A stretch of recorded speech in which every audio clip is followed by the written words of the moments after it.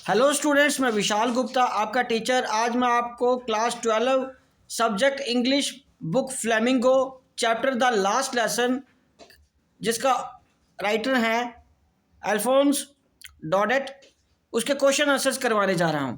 Students, अगर आपने मेरा चैनल सब्सक्राइब नहीं किया हुआ तो आप मेरे चैनल को सब्सक्राइब ज़रूर कर लें। ठीक है जी। इस चैप्टर की समरी मैं अपने चैनल पे अपलोड कर चुका हूं, आप प्ले लिस्ट में जाके इसको देख लीजिए। ठीक है जी। तो अब मैं क्वेश्चन स्टार्ट करने जा रहा हूँ इस बुक के।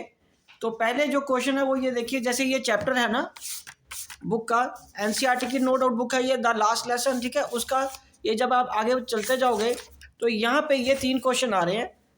Think as you read. ठीक है, what was Franz expected to be prepared with the school that day. ठीक है, यहाँ से हम करेंगे। So what was Franz expected to be prepared with the school that day, कि उस दिन फ्रेंड्स से क्या एक्सपेक्टेड था कि वो स्कूल में क्या करके जाएगा।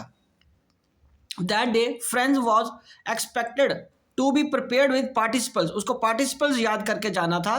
बिकॉज एम हैमल, जो कि उसके टीचर है, had said that he would question them on participles, क्योंकि जो उसके टीचर एम हैमल हैं वो उन बच्चों से पार्टिसिपल्स के रिगार्डिंग क्वेश्चंस पूछेंगे। Friends didn't know anything about participles, और फ्रेंड्स पार्टिसिपल्स के बारे में कुछ भी नहीं जानता था। Right students? ओके, तो उसी का ही सेकंड क्वेश्चन है, what did friends notice that was unusual about the school that day.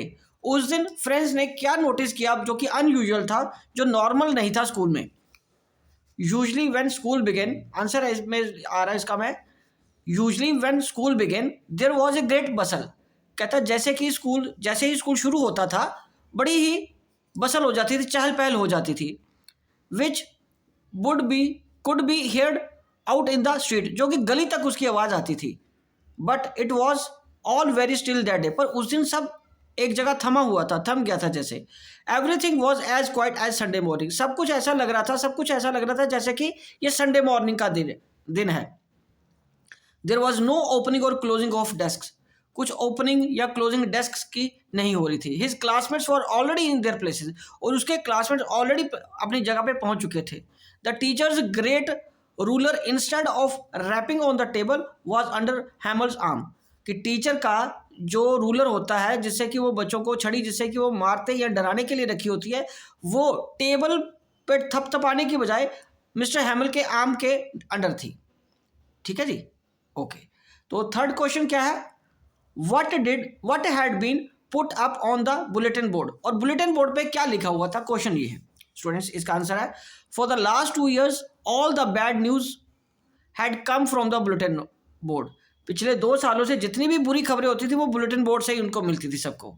N order had come from Berlin to teach only German in the schools of Alsace and Lorraine. ठीक है, और एक order आ गया था Berlin से उनको German पढ़ाए जाने का स्कूल में, अलास्क और लॉरेन शहरों के बच्चों को उनके स्कूल्स में। ठीक है, the Germans had put up the notice on the bulletin board, Germans ने ये नोटिस बोर्ड पे ये नोटिस चिपकाया था बुलेटिन बोर्ड पे। ठीक है जी। ओके, ये 3 क्वेश्चन हो गए। अब उसके बाद जब आप अगले चैप्टर के अगले पन्ने पे आओगे तो यहाँ पे ये जो 2 क्वेश्चन है अब मैं वो कराऊंगा आपको। राइट जी, चलिए। So think as you read, इसका फर्स्ट क्वेश्चन फिर आगे मैं करवाने जा रहा हूँ आपको।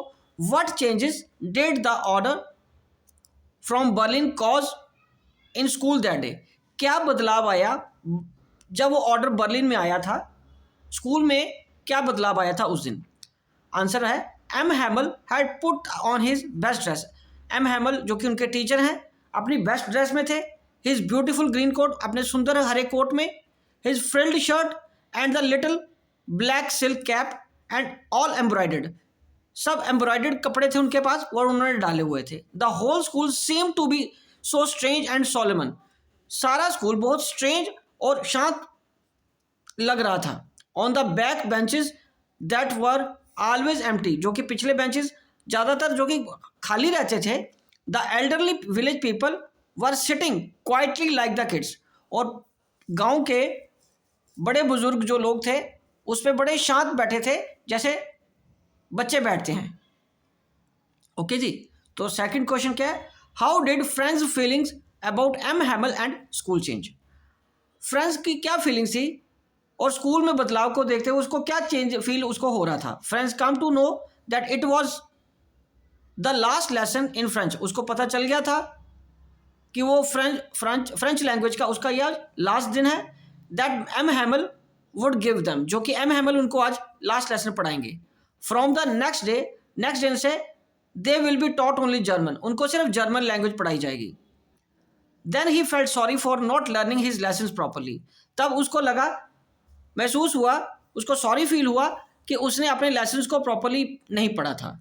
हिज बुक्स, उसकी किताबें, which seemed to be a nuisance, जो कि उसके लिए एक न्यूसेंस थी, एंड अ बर्डन, जो कि इसके लिए बोझ थी। अर्लियर नाउ ओल्ड फ्रेंड्स, अब उसके वो पुराने दोस्त बन जाएंगे या बन गए थे उसी दिन से ही। His feelings about M Hamel also changed, उसकी एम हैमल के बारे में जो फीलिंग्स थी वो भी चेंज होगी। He forgot all what his ruler and how cranky he was, वो कितने कठोर और उनके रूलर उनके लिए क्या करता था वो सब भूल गया था आज। ठीक है जी, तो ये 2 क्वेश्चन थे। अब मैं आगे आपको ये क्वेश्चन कराने जा रहा हूँ अंडरस्टैंडिंग द टेक्स्ट वाले, the people in this story, okay, and the second question friends think.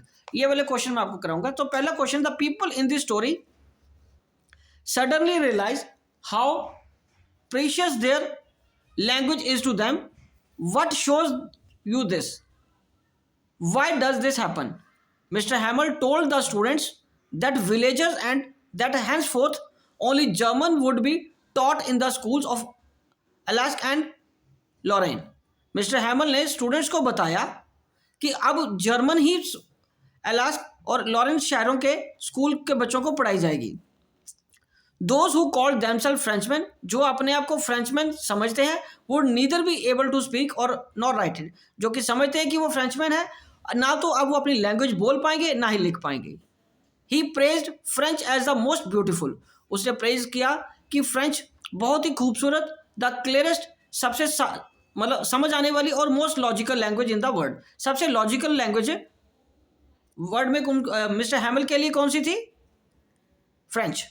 He said that for the enslaved people, जो कि गुलाम है लोग, their language was the key to their prison, उनकी लैंग्वेज अब उनके लिए jail का रास्ता है। Then the people realized how precious their language was to them, अब तब लोगों को पता चलेगा कि उनकी लैंग्वेज कितनी प्रीशियस, कीमती है, अनमोल है उन लोगों के लिए। This shows people's love for their own culture, ये शो करता है कि लोगों का अपने कल्चर के प्रति, अपने ट्रेडिशन के प्रति और कंट्री के प्रति कितना प्यार है। प्राइड इन वंस लैंग्वेज, और अपनी लैंग्वेज के प्रति गर्व होना reflects pride in the motherhood, और ये रिफ्लेक्ट करता है कि आपको अपनी मातृभूमि के साथ कितना प्यार है। राइट जी, चलिए। सो नेक्स्ट क्वेश्चन है, Franz think will they make them sing in German, क्या अब उनको जर्मन में भी गाना पड़ेगा? इवन द पिजन्स को भी। ठीक है जी, तो ये यहाँ क्वेश्चन मार्क है ये। Okay, what could this mean, इसका क्या मतलब है? There could be more than one answer. ठीक है, इसका वो जो क्वेश्चन है वो मैंने पूरा लिख दिया। ओके, तो अब क्या आंसर क्या है? This comment of French shows a Frenchman's typical reaction to the imposition of learning German, the language of the conquerors, मतलब जर्मन ने फ्रेंच के उन 2 शहरों पे कब्जा कर लिया था, उनको कॉन्कर कर लिया था, जीत लिया था लड़ाई में, और फ्रेंच ने कमेंट किया था इस रिएक्शन को। ठीक है, being deprived of the learning of the mother tongue, कि अब वो अपने मदर टंग को नहीं सीख पाएगा, इसका अभाव उसको रहेगा। Would mean cutting up of all bonds with the Motherland, अब अपनी मदरलैंड के से सारे बॉन्ड्स उसके खत्म हो जाएंगे, सारे लगाव खत्म हो जाएगा। लगाव तो नहीं खत्म होगा, उसका जिस तरीके से वो जुड़े हुए थे वो खत्म हो जाएंगे। Teaching the pigeons to sing in German, teaching the pigeons in German, ये भी एक कहने की बात है कि क्या जो ऊपर से मतलब आकाश में, आसमान में जो कबूतर उड़ते हैं, क्या वो भी जर्मन बोलेंगे? It indicates how the Germans would go to their attempt of the linguistic chauvinism, कि अब वो जर्मन्स अपनी लैंग्वेज को फैलाने में किस हद तक जा सकते हैं। ठीक है जी, ओके। सो नाउ अगले क्वेश्चन है बेटे ये टॉकिंग अबाउट द टेक्स्ट। तो ये वाले मैं 3 क्वेश्चन अभी आपको कराऊंगा। सो पहला क्वेश्चन है, when a people are enslaved as long as they hold fast to their language, it is if they had the key to their prison. ये उसने तो ये पूरी लाइन बुक में से उठाई है। बुक में से उठाने का मतलब कि वही जो स्टोरी उसी में से ली है। क्वेश्चन क्या बनता है, can you think the examples of the history where a conquered people had their language taken away from them और had a language imposed on them. वो कह रहा है कि जो जब लोग गुलाम हो जाते हैं तो they hold fast to their language, वो अपनी लैंग्वेज के साथ जुड़े रहते हैं, as if it had their key to their prison, और वो उनके लिए रास्ता प्रिजन का हो जाता है। तो कहता है क्या आप कुछ ऐसी एग्जांपल्स दे सकते हो वेयर अ कॉन्कर्ड पीपल, जहाँ पे जो लोग गुलाम बन जाते हैं, जिनको कि जीत लिया जाता है, क्या वो अपनी लैंग्वेज से दूर रह सकते हैं या दूसरी लैंग्वेज उन पर थोपी जाती है? आंसर क्या है, mother tongue helps a person to express his feeling, mother tongue helps a person to express his feeling and thoughts most liquidly and intimately. कि मदर टंग, मातृभाषा एक ऐसी चीज़ है जो किसी एक व्यक्ति को अपनी फीलिंग्स को, अपनी सोच को आसानी से और दिल से समझने में या अपनी बात समझाने में, एक्सप्रेस करने में सहायता करती है। Conquerors try to subdue and control the people of the enslaved territory by enforcing many measures such as use of force to crush dissent and imposing their own language on them. Conquerors जो कि जीत चुके होते हैं उस देश को, उस area को, वो जानबूझ के अब उन लोगों पे कंट्रोल करने के लिए, गुलाम टेरिटरी के लोगों पे कंट्रोल करने के लिए सबसे पहला काम क्या करते हैं कि उनको फोर्स करते हैं ताकि वो अपनी लैंग्वेज में बात ही ना कर पाएं। क्योंकि जब आप अपनी लैंग्वेज में बात ही नहीं कर पाओगे तो आप एक्सप्रेस नहीं कर पाओगे अपने आप को, ठीक है। और दूसरे जिसने जीता है आपके देश को, वो अपनी लैंग्वेज आप पे थोप देगा फिर वो। From time immemorial the victorious nations have imposed their own language on the conquered people and taken away their own language from them. बहुत समय से, ज़मानों से ऐसा हो रहा है कि जो विजेता देश होते थे और जिन देशों को जीता होता था, जिन लोगों पे जीत हासिल करनी होती थी, उनसे उनकी मदर टंग छीन के अपनी मदर टंग उन पे थोप देते थे। The Romans conquered many parts of the Europe, Romans ने भी बहुत से यूरोप के बहुत पार्ट्स को जीता and replaced local language by there own language Latin, और अपनी लैंग्वेज को, लैटिन को उन पे इम्पोज किया, थोपा उन पे उनकी लोकल लैंग्वेजेस की वजह की जगह पे। Later on, Spanish, Portuguese, Italians and French developed from Latin. ये जो लैंग्वेजेस हैं, स्पेनिश, पोर्तुगीज, इटालियन, फ्रेंच, ये लैटिन भाषा से ही आई हैं। The Muslim invaders imposed Arabic and Persian in the countries of Asian over powered by them.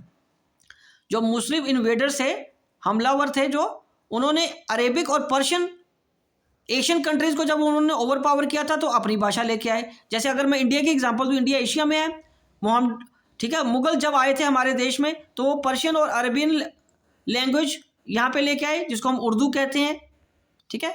In many Arab countries the local religion and language have disappeared, और many अरब countries में, बहुत सारी अरब countries में local religion और languages disappear ही हो गई थी। In India a new language Urdu developed from the mixture of Persian and Hindi, ठीक है, ये तो मैंने आपको पहले बता दिया, राइट जी। चले, तो अब इसका नेक्स्ट क्वेश्चन है, what happens to a linguistic minority in a state? How do you think they can keep their language alive? For example, Punjabis in Bangalore, Tamilians in Mumbai, Kannadigas in Delhi, Gujaratis in Kolkata. वो कह रहा है कि linguistic minority, जो कि कुछ भाषा बोलने वाले जो दूसरी देश स्टेट में जाके मिनॉरिटी में हो जाते हैं, how do you think they can keep their language alive? वो अपनी लैंग्वेज को वहाँ पे कैसे ज़िंदा रख सकते हैं, किस तरीके से अपनी लैंग्वेज को वहाँ यूज़ कर सकते हैं। The linguistic minority in any state, linguistic minority का मतलब होता है कि जो भाषा बोलने वाले मिनॉरिटी में किसी दूसरी स्टेट में, जैसे पंजाबीज़ हैं, बेंगलोर में ज़्यादा पंजाबीज़ नहीं है ना, तो वो मिनॉरिटी में हुए, तो पंजाबी बोलने वाले वहाँ पे लोग कम होंगे बेंगलोर में, उसके बारे में आपको बताना है। The linguistic minority in any state is easily marked and faces the same discrimination as the religious, social and ethnic minorities. कि जो लिंग्विस्टिक मिनॉरिटी वाले लोग होते हैं किसी भी स्टेट में, उनको वही भेदभाव झेलना पड़ता है जैसे रिलीजियंस में मिनॉरिटी में, सोशल और एथनिक मिनॉरिटीज़ में उनको झेलना पड़ता है। There is however a pronounced difference, हालांकि इसमें एक डिफरेंस ये है in the treatment, method out and level of acceptance displayed by the majority community in that city or region. Some cities like Delhi, Mumbai and cosmopolitan in outlook.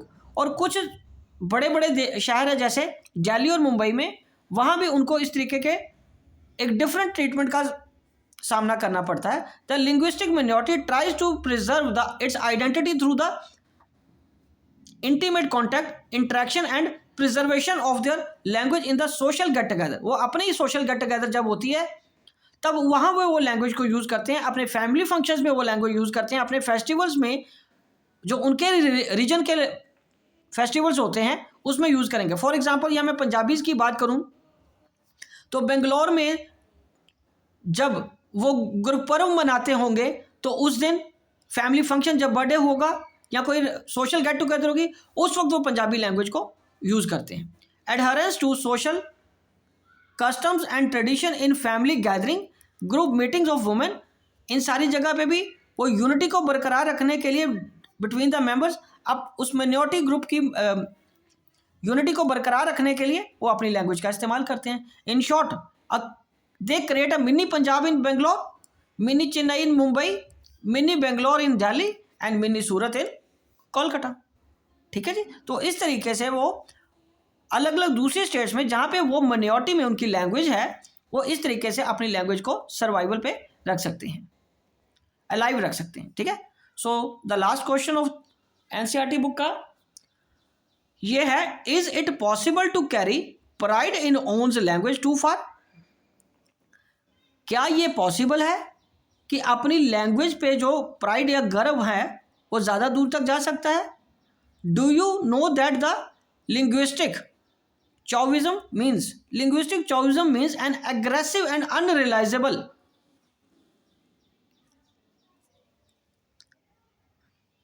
ठीक है जी, aggressive and unreasonable belief that your own language is better than others. Linguistic chauvinism का ये मतलब है एक aggressive, एक बहुत ही ज़्यादा उत्तेजित और अनरीजनेबल बिलीफ है कि मेरी भाषा, ठीक है, बाकी अदर दूसरी भाषाओं से ज़्यादा बेहतर है.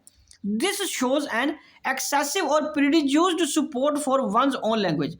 और ये एक्सेसिव और प्रीडिज्यूस्ड एक तरफा फैसला है कि सपोर्ट करने के लिए कि हाँ भी मेरी लैंग्वेज ही सबसे बढ़िया है. Sometimes pride